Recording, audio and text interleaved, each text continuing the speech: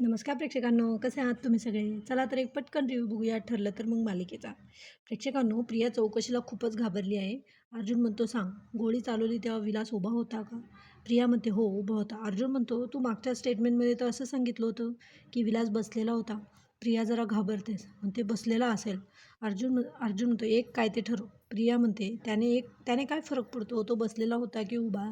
सायली म्हणते, "प्रिया, मर्डर काय रोज बघत नाही ना? सगळ्या गोष्टी व्यवस्थित लक्षात राहतातच." अर्जुन म्हणतो, "ठीक आहे, शांत हो, नीट आठव." अर्जुन तिला मुद्दामून आडवे-तिडवे प्रश्न विचारतो. अर्जुन म्हणतो, "सांग, मधुभाऊंचा जोर जास्त होता की विलासचा? गोळी झाडते वेळी विलास उभा होता की बसलेला?"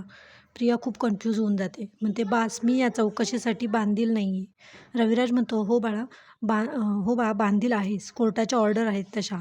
प्रिया लगेच नाटक करायला लागते. "बाबा, माझं खूप डोकं दुखतंय, चक्कर येते. मला पाणी मिळेल का?" चैतन्य म्हणतो, "घे ना, अजून काही मागवायचं आहे का?" प्रिया म्हणते, "नाही, फक्त पाणी पाहिजे." रविराज म्हणतो, "याचसाठी म्हणत होतो मी. माझी मुलगी सध्या खूप मानसिक अवस्थेतून जाते आहे. पण तू कोर्टातून ऑर्डर आणलीस."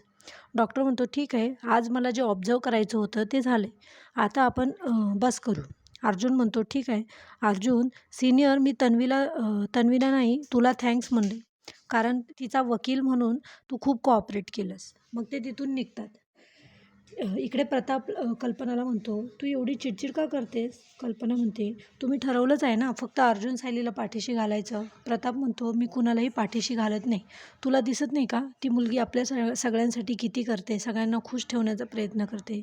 मग आपणच वातावरण खराब करायचं का?" कल्पना म्हणते, "मग तुम्हाला काय म्हणायचं आहे? मी वाईट वागते का?" प्रताप म्हणतो, "तू वाईट नाही, पण ते परिस्थिती तशी होती, पण आता ती बदलायला पाहिजे ना."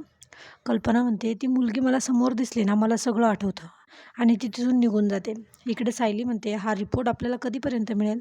डॉक्टर म्हणतात, काही रिपोर्ट खूप किचकट असतात, पण हा रिपोर्ट ना एकदम स्ट्रेट फॉरवर्ड होतात. त्यामुळे मला जास्त वेळ लागला नाही. रिपोर्ट तयार आहे."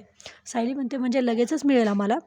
डॉक्टर म्हणतात, "हो, ही कॉपी घ्या तुम्ही. मी ॲक्च्युअल रिपोर्ट तुम्हाला कुरिअर करतो." आणि ते तिथून निघतात. अर्जुन रिपोर्ट वाचत असतो. चैतन्य म्हणतो, "मोठ्याने वाच ना." रिपोर्ट इंग्लिशमध्ये असतो. तर सायली म्हणते, "मला नाही कळालं काहीच." तर चैतन्य सांगतो, यात असं लिहिलं आहे, प्रियामध्ये अपराध भावना आहे. ती तिच्याच गोष्टी खोडून काढण्याचा प्रयत्न करते आणि एखादा व्यक्ती असं तेव्हाच करतो जेव्हा त्याला काही लपवायचं असतं." सायली म्हणते, "यात तर असं लिहिलं आहे, प्रिया खोटं बोलते आहे." अर्जुन म्हणतो, "आता या रिपोर्टमध्ये आपली केस आणखी स्ट्रॉंग होईल." इकडे प्रिया खूप घाबरून गेलेली असते. ती म्हणते, "काय बोलायचं होतं आणि काय बोलून बसले. खूपच माती खाल्ली का?" म्हणूनच तर अर्जुनने उद्याचीच तारीख घेतली. आता या महिपतला कळालं ना, काय होईल काय माहिती. इकडे महिपत दामिनीकडे येतो, म्हणतो, "बघा, या अर्जुनने उद्याची नोटीस काढली. माझ्या पोरीचे काय हाल आहे आणि या तन्वीने काय केलं काय माहिती. आज त्याच्या ऑफिसला जाऊन थांबा, तिला चांगलीच फोडूनच काढतो." दामिनी म्हणते, "नेहमीच काय फोडण्याची भाषा करता हो? आपल्या केसची विटनेस आहे ना ती. मग ती जर घाबरली आणि कोर्टात आपल्या बाजूने बोलली नाही तर?" महिपत म्हणतो, "अशी कशी नाही बोलणार? थांबा, आत्ताच फोन करतो तिला." प्रिया म्हणते, "महिपतचा फोन आहे ना, अरे यार, उचलतच नाही, जाऊ दे." नंतर म्हणते, "नको नको, उचलायला पाहिजे."